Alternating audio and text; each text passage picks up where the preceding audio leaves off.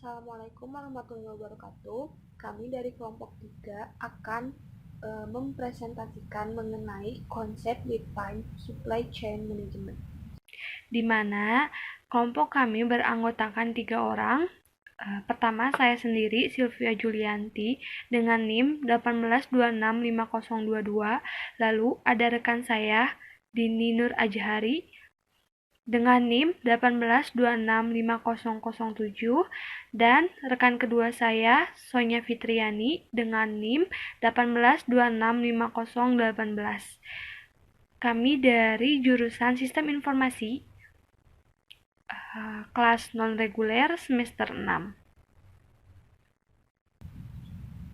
Materi ini dibuat untuk memenuhi salah satu mata kuliah supply chain management, di mana pembahasan-pembahasan yang ada pada presentasi kali ini antara lain pengertian lead time pemesanan barang, kesenjangan lead time versus tujuan utama, faktor penyebab pentingnya lead time, jenis-jenis lead time, konsep lead time, strategi lead time, serta fungsi lead time pada bisnis. Oke, langsung saja. Pertama, lead time. Secara umum, lead time adalah waktu yang diperlukan dari proses awal pemesanan barang sampai barang diterima oleh pemesan, atau dapat dikatakan sebagai waktu tunggu. Jadi lead time itu adalah keseluruhan waktu dari awal sampai proses selesai sampai si barang itu bisa dikirim ke si pemesan. Jadi apa itu lead time? Jadi lead time itu merupakan jumlah waktu antara inisiasi dan penyelesaian proses. Lead time ini mengacu pada waktu yang dibutuhkan atau direncanakan antara awal dan penyelesaian operasi atau proyek. Istilah ini biasanya digunakan dalam manajemen rantai pasokan, manajemen proyek, dan bidang manufaktur. Lead time disebut juga waktu, yang dimana waktu merupakan salah satu inti dari masalah logistik. Bagi pelanggan, waktu adalah layanan yang dibutuhkan, sedangkan bagi penjual barang, waktu adalah biaya. Sehingga waktu merupakan faktor kompetisi yang penting. Kompetisi perusahaan besar berkisar dalam 3 elemen, di mana 3 elemen tersebut yaitu harga, mutu, dan layanan. Dan waktu ini termasuk ke dalam elemen layanan. Waktu yang lebih lama seringkali mengakibatkan inefisiensi dan pemborosan sumber daya, dan perusahaan harus meninjau waktu pemrosesan mereka terhadap tolak ukur untuk mengidentifikasi cara meningkatkan waktu tunggu mereka, di mana ketika waktu tunggu meningkat sehingga barang dapat lebih cepat sampai ke konsumen. Berikutnya, lead time pemesanan barang. Lead time pemesanan barang adalah rentang waktu yang diperlukan untuk memesan barang, yaitu sejak menerima pesanan untuk membeli sampai barang sampai di gudang pembeli. Lead time pemesanan barang dapat dibedakan menjadi 3, yaitu cukup memberikan nilai tambah, kurang memberikan nilai tambah, bahkan tidak memberikan nilai tambah. Contoh elemen pemesanan barang yang memiliki nilai tambah yang cukup antara lain waktu untuk negosiasi tarif angkutan, waktu untuk membuat barang, waktu pengangkutan barang dari gudang ke pelabuhan muat, waktu pengapalan ke pelabuhan tujuan, pengangkutan dari pelabuhan tujuan ke gudang. Adapun kegiatan yang dapat memberikan nilai tambah adalah segala sesuatu kegiatan yang menyebabkan barang yang bersangkutan itu mudah terjual. Adapun contoh elemen pemesanan barang yang memiliki nilai tambah kurang antara lain waktu menganalisis penawaran, menyiapkan kontrak, pengepakan, waktu muat barang, mencari perusahaan pengangkut, waktu pembongkaran barang di pelabuhan, waktu pengurusan bea masuk, waktu pembongkaran peti di gudang, waktu perhitungan barang, pembukaan letter of credit untuk barang import. Lead time yang dikurangi dapat meningkatkan produktivitas secara keseluruhan, menghasilkan pendapatan dan keuntungan yang lebih tinggi untuk perusahaan.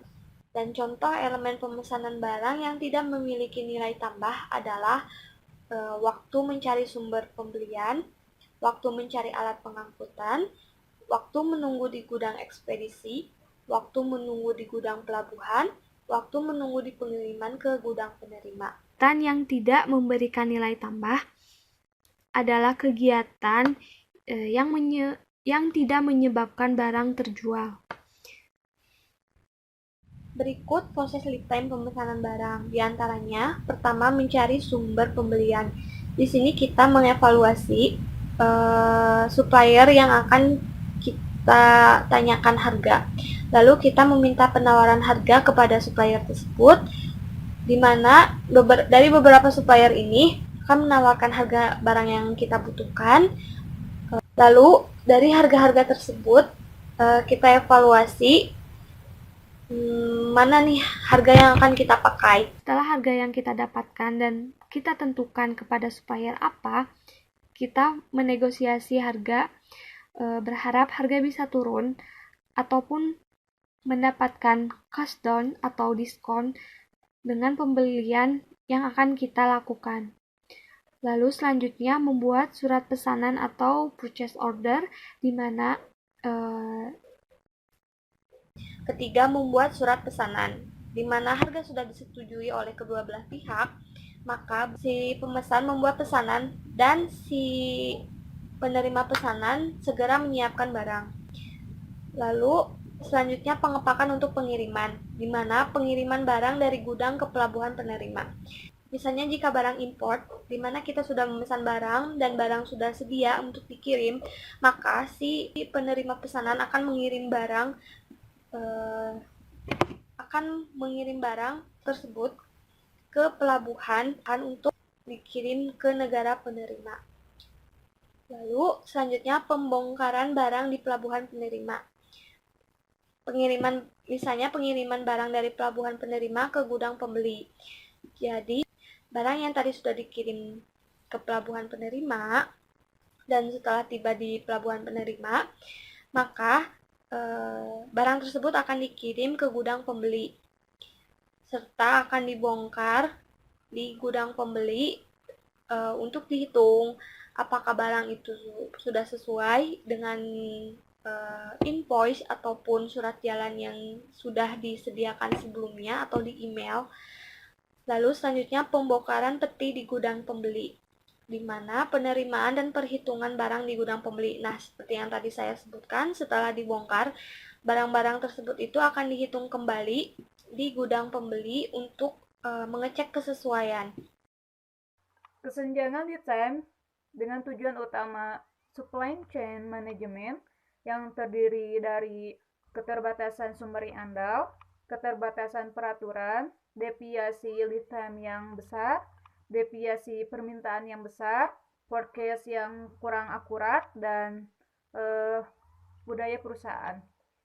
Adapun untuk meningkatkan pelayanan kepada pelanggan yang dapat dilakukan oleh perusahaan antara lain menggunakan persediaan pengaman atau safety stock, melakukan stock replenishment secara tepat waktu, melakukan forecasting yang lebih baik, menentukan service level secara sadar dan terencana, menerapkan strategi pembelian yang menunjang. Adapun faktor penyebab pentingnya lead time, yang pertama, siklus hidup yang pendek, merupakan pola penjualan barang dari sejak pertama kali diluncurkan sampai mundur sama sekali. Dalam tahapan siklus ini terdiri dari tahapan pengenalan atau introduction, tahapan pengembangan atau growth, tahapan kematangan atau maturity, tahapan kejenuhan atau saturation, dan tahapan penurunan atau decline. Kedua, dorongan pelanggan untuk mengurangi persediaan barang. Pengurangan jumlah persediaan akan mengurangi biaya-biaya penyediaan material. Layanan dapat ditingkatkan dan biaya dapat dikurangi dengan menekan waktu dalam supply chain. Ketiga, pasar yang berubah-ubah. Permasalahan dalam perusahaan besar adalah ketidakakuratan dalam ramalan. Sebab utama dalam kekurangan akuratan karena makin besarnya lead time. Maka cara yang paling tepat untuk mengurangi kekurang akuratan dengan cara memperpendek lead time. Adapun ada jenis-jenis lead time. Yang pertama, customer lead time merupakan jumlah waktu yang dibutuhkan antara konfirmasi pesanan dan pemenuhan pesanan, baik pengambilan atau pengiriman tergantung kesepakatan dengan pelanggan. Yang kedua, material lead time merupakan jumlah waktu yang diperlukan untuk melakukan pemesanan dengan pemasok dan penerimanya, mulai dari pesanan yang dikonfirmasi hingga tersedia. Ketiga, factory atau production lead time merupakan jumlah waktu yang diperlukan untuk membangun dan mengirimkan produk jika semua bahan tersedia. Dan terakhir, cumulative lead time merupakan jumlah total waktu yang diperlukan dari pesanan yang dikonfirmasi hingga pengiriman produk jika Anda harus memesan barang, memesan semua bahan, atau jika tidak ada yang tersedia. Ini adalah penjumlahan material, lead time, dan factory atau production lead time. Konsep lead time. Konsep lead time dapat dilihat dari dua sudut pandang, dari sisi customer atau pelanggan dan dari sisi supplier. Dari sisi customer atau pelanggan merupakan salah satu bentuk layanan yang dibutuhkan dimulai dari awal pemesanan barang sampai barang diterima oleh pemesan, yang dikenal dengan istilah the order to delivery cycle. Kemudian dari sisi supplier merupakan rentang waktu yang dibutuhkan untuk mengubah produk dari penerimaan pesanan sampai menerima uang tunai atau pembayaran. Dikenal juga dengan istilah the cash-to-cash cycle. Adapun komponen the order to delivery cycle ialah proses pemesanan dari pelanggan, proses pencatatan pesanan, proses pemesanan, proses pembuatan atau penyiapan barang, proses pengangkutan, dan pesanan diterima pelanggan. Dari masing-masing proses atau tahapan tentunya memerlukan waktu. Bisa dibayangkan betapa banyak waktu yang diperlukan oleh penjual untuk menyiapkan sebuah pesanan. Selanjutnya, ruang lingkup the cash-to-cash cycle. Kepentingan terbesar sebuah perusahaan ialah bagaimana cara mengkonversikan pesanan menjadi uang. Namun tidak hanya lead time dari proses order ke proses penerimaan uang saja, yang penting dimulai dari proses pembelian bahan baku hingga menjadi uang penjualan. Proses yang panjang ini disebut proses saluran pipa atau pipa line process. Proses ini terdiri dari proses yang memakan waktu, antara lain pembelian bahan baku, penyimpanan bahan baku, produksi bahan setengah jadi, penyimpanan barang setengah jadi, produksi barang jadi, penyimpanan barang jadi, in transit, penyimpanan induk distribusi, order to delivery cycle atau proses sampai penerimaan uang. Perbedaan antara factory atau production lead time dan cycle time. Cycle time adalah jumlah waktu yang dibutuhkan untuk menyelesaikan satu siklus tindakan, penyelesaian tugas tertentu dari awal hingga akhir. Lebih khusus lagi ialah waktu terukur yang menjelaskan seberapa sering suatu bagian diselesaikan oleh proses tertentu. Sedangkan factory atau production lead time adalah jumlah waktu yang diperlukan untuk membangun dan mengirimkan produk jika semua bahan tersedia. Ini mencakup semua proses manufaktur, subrakitan, dan perakitan yang mempengaruhi kemampuan untuk mengolah bahan menjadi produk jadi. Selanjutnya ada strategi lead time. Nah, yang pertama, strategi lead time itu untuk mengurangi waktu yang digunakan pada setiap elemen, ya, terutama yang tidak menghasilkan nilai tambah. Yang kedua, yaitu mengubah cara kegiatan yang awalnya berurutan menjadi kegiatan yang simultan. Yang ketiga, yaitu supplier partnership. Nah, supplier partnership ini untuk mengurangi waktu pencarian sumber pembelian, negosiasi harga, pembuatan kontrak pembelian, pembukaan LC, pembuatan atau penyiapan barang. Lalu yang keempat, kontrak pembelian jangka panjang. Yang kelima, kontrak jangka panjang dengan ekspedisi. Yang keenam itu komunikasi yang intens dengan supplier dan ekspedisi. Yang ketujuh, perjanjian dengan supplier tanpa LC, tanpa penatangan kontrak pembelian, tapi cukup dengan commit atau committed letter of intent. Yang kedelapan itu ada persiapan atau penyelesaian dokumen bea masuk dilakukan selama pengapalan barang sehingga tidak memerlukan waktu ekstra, yaitu just in time custom clearance. Yang kesembilan yaitu mengurangi atau menghilangkan waktu penyimpanan di gudang pelabuhan. Nah, contoh lead time pada proses yang pertama yaitu pemesanan pelanggan. Nah, rata-rata waktu untuk pemesanan pelanggan itu ada 3 hari, namun sesungguhnya jangka waktunya itu ada 1-5 hari. Yang kedua ada proses pencatatan pemesanan. Nah, rata-rata waktunya itu ada 2 hari, jangka waktu yang sesungguhnya itu ada 1-3 hari. Nah, yang ketiga proses pemesanan. Rata-rata waktunya itu ada 5 hari, namun sesungguhnya jangka waktunya itu ada 1-9 hari. Lalu proses pembuatan penyiapan barang, rata-rata waktunya ada 3 hari, namun jangka waktunya itu ada 1-5 hari. Lalu ada proses pengangkutan, rata-rata waktunya 3 hari, namun jangka waktunya 1-5 hari. Lalu ada proses pesanan diterima, itu rata-rata waktunya 2 hari, jangka waktunya ada 1-3 hari. Nah, jumlah lead time di semua proses itu rata-rata waktunya ada 18 hari. Namun jangka waktu yang sesungguhnya yang diberikan itu ada 6-30 hari. Nah, selanjutnya ada fungsi lead time pada bisnis. Lead time ini merupakan faktor yang sangat penting untuk kepuasan pelanggan sendiri. Biasanya pelanggan menginginkan barang atau jasa yang secepat mungkin dengan sedikit usaha. Nah, untuk manufaktur pabrik, konsep lead time memiliki hubungan langsung dengan jumlah inventaris yang ada di berbagai titik dalam keseluruhan rantai pasokan. Nah, jika lead time pelanggan kurang diperhatikan, daripada material lead time, production lead time, atau cumulative lead times, ini akan mengakibatkan tertahannya inventaris dalam rantai pasokan di beberapa atau di semua titik. Nah, lalu variasi dan ketidakkonsistenan akan memperparah masalah ini. Hal itu akan menyebabkan penyimpanan stok atau inventaris menambah resiko dalam rantai pasokan. Dampak mereduksi lead time pada bisnis sendiri, yaitu yang pertama, mengurangi lead time dapat berarti pengelolaan inventory secara efisien dan lebih banyak kas untuk bisnis. Dalam beberapa aspek, ini berarti lebih sedikit resiko, exposure, dan pengelolaan material. Yang kedua yaitu satu pengecualian utama adalah pengurangan customer lead time. Jika customer lead time ini berarti membuat bisnis lebih baik di mata konsumen daripada saat yang sama memiliki tingkat persediaan yang lebih tinggi, sehingga setiap pesanan bisa terpenuhi secara optimal.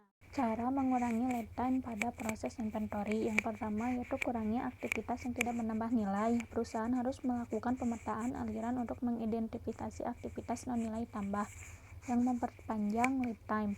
Siapkan daftar aktivitas yang diperlukan, hapus aktivitas yang tidak dapat dilakukan oleh perusahaan, dan pertahankan aktivitas yang memberikan dampak positif pada kualitas produk. Yang kedua yaitu ubah metode pengiriman apabila metode pengiriman yang dilakukan sebelumnya itu terjadi beberapa kesalahan seperti barang telat sampai. Nah, biasanya pelanggan ini lebih suka barang dikirimkan secara cepat dan lebih menghemat biaya. Lalu yang kedua, cari sumber lokal. Nah, jika bahan baku yang diimpor perusahaan tersedia secara lokal, perusahaan dapat beralih ke pemasok lokal, asalkan tidak mengurangi kualitas produk. Membeli produk secara lokal bukan dari pemasok internasional itu dapat mengurangi lead time karena barang diangkut dalam jarak yang lebih pendek. Yang keempat ada integrasi vertikal. Nah, Integrasi vertikal mungkin melibatkan penggabungan proses dua pemasok atau proses produksi perusahaan, misalnya di mana sebuah perusahaan memproduksi dan merakit komponen di lokasi yang berjauhan. Itu mungkin mengkonsolidasi dua proses secara internal. Ini mengurangi waktu pengangkutan komponen dari satu lokasi ke lokasi lain. Yang kelima itu otomatiskan prosesnya. Terkadang penundaan lead time disebabkan oleh kesalahan manusianya sendiri. Ketika orang yang bertanggung jawab untuk memesan penundaan stok baru menghubungi pemasok, perusahaan dapat menggunakan Vendor Managed Inventory atau VMA atau System Vendor Owned Inventory atau VOA untuk mengisi stok secara otomatis saat hampir selesai. Sistem seperti ini juga dapat mengurangi lead time karena pemasok mendapat permintaan cukup awal sebelum perusahaan mengalami kehabisan stok barang. Lalu ada komponen lead time. Nah, yang pertama itu waktu pemrosesan awal. Ini juga disebut sebagai waktu perencanaan dan termasuk waktu yang dibutuhkan untuk menerima permintaan untuk stok ulang, memahaminya, dan membuat pesanan pembelian saat membeli barang atau membuat pekerjaan dalam kasus sebuah perusahaan manufaktur. Yang kedua yaitu waktu proses. Waktu proses adalah waktu yang dibutuhkan setelah menerima pesanan pembelian untuk mengadakan atau memproduksi barang. Ya, yang ketiga ada waktu tunggu, waktu yang dibutuhkan antara pengadaan barang yang diperlukan hingga saat proses produksi dimulai. Lalu yang keempat ada waktu penyimpanan. Waktu penyimpanan adalah jumlah waktu item tinggal di gudang atau pabrik menunggu pengiriman tiba. Yang kelima ada waktu pengangkutan. Waktu yang dibutuhkan barang yang diproduksi untuk berpindah dari gudang atau pabrik ke pelanggan. Nah, yang keenam waktu inspeksi. Waktu yang dihabiskan oleh pelanggan untuk memeriksa produk untuk melihat apakah produk tersebut memenuhi spesifikasi yang diinginkan, juga mengacu pada waktu yang diperlukan untuk menangani ketidaksesuaian dengan permintaan pesanan apabila terjadi pemesanan yang salah. Sekian presentasi dari kelompok kami. Mohon maaf apabila masih banyak kesalahan, kritik dan saran kami terima demi kebaikan materi ini. Wassalamualaikum warahmatullahi wabarakatuh.